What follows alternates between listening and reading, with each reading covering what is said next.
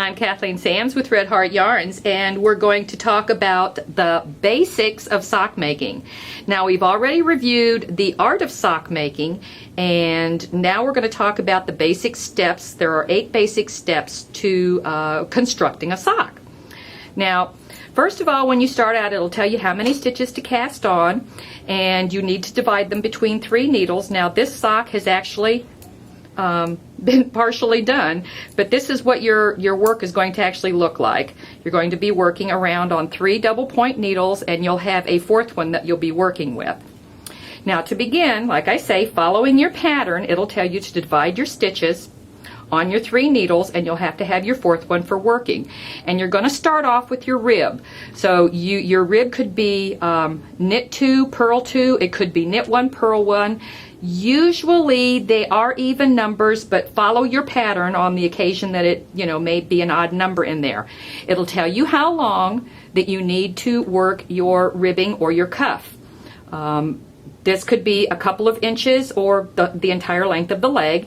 Then it'll tell you to, and those are usually done in a smaller needle, possibly 2 sizes smaller than the actual size needle that you're using for the body of your sock. That way it'll have a little tight, and you can see here with the ribbing. Now, I've used a larger yarn, but you can see with the ribbing it's got a little stretch to it. Then you'll continue working around, just knitting. It's just knitting around. It looks like a stockinette stitch, but it's just knitting when you're working constantly in the round on your needles. And you'll get to the point to where it will say that you need to divide your stitches out for your heel flap. Now, in this case, here's a smaller piece where I was working on a baby sock, and this is how it actually will look when you've done your heel flap. All of the live stitches were kept on a separate needle in the back, and we're only working on the required number per the pattern.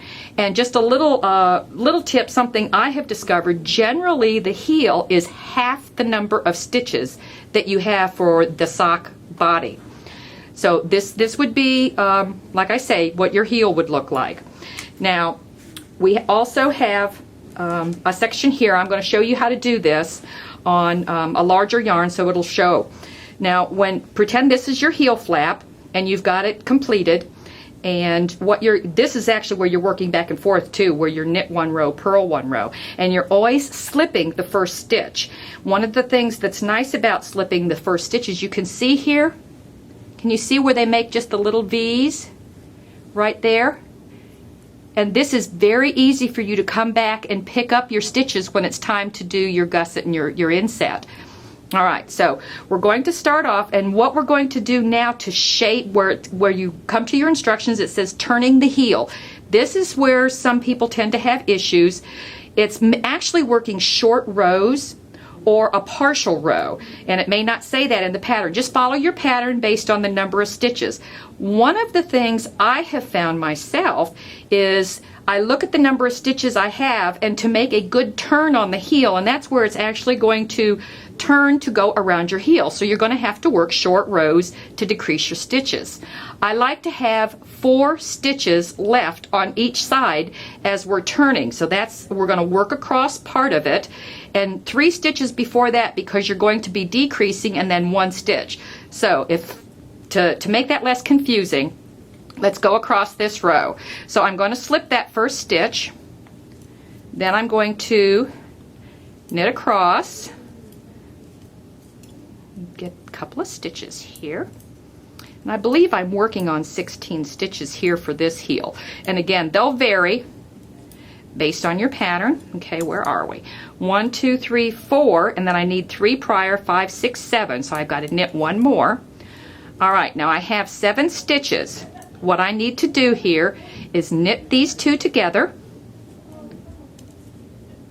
then I'm going to knit 1, and I have my 4 stitches left on that needle.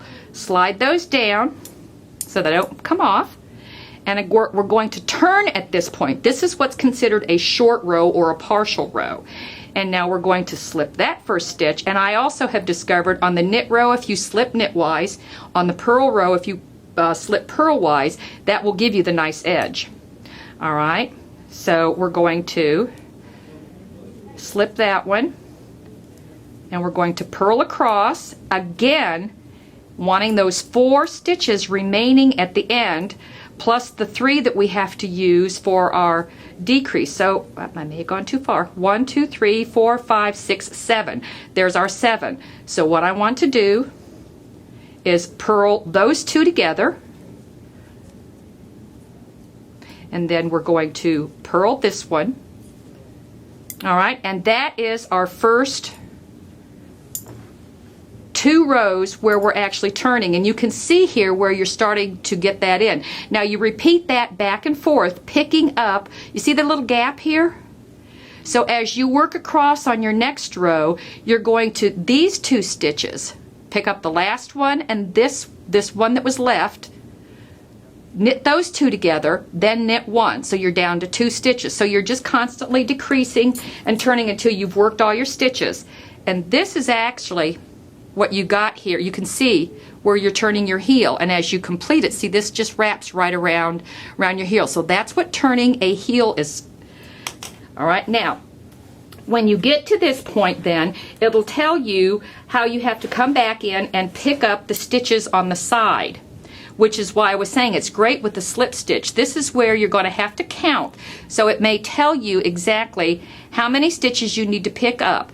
And normally you're going to start on the left side. So if it says pick up 12 stitches, you need to count down to make sure you're going to get those adequately placed. And then it'll tell you to come back around and pick up the live stitches that you had. So you're just going to be working around again, and it will tell you where you need to make your decreases for your gusset. So here you have, this is where you actually start your gusset. You're picking up your stitches on your heel, and I've done this in a different color, so hopefully you can, and this is a great way too, if you want to change the colors and not make them solid. You can add a color where it says to do the heel flap, and then when it says to pick up stitches, you can change back. But you see here where we've picked up, and then right here is where your gusset starts in then, and this is where your decreases are. And you keep working around, and again, you get to the length where it tells you per your pattern how many inches that you need to do. But if you're not real sure of your foot size, measure it from the heel, the center of your heel, to the base of your toes, and that will be the length that you need for your foot before you start creating your toe.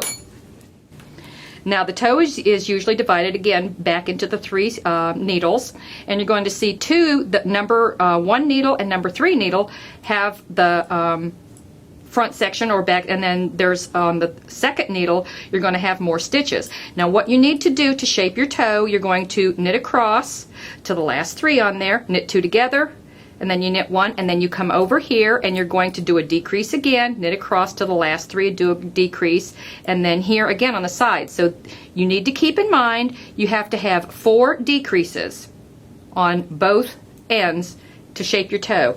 And when you get down to the required number of stitches, you leave them live stitches on both needles, and then you graft them together. And there you have your basics for sock making.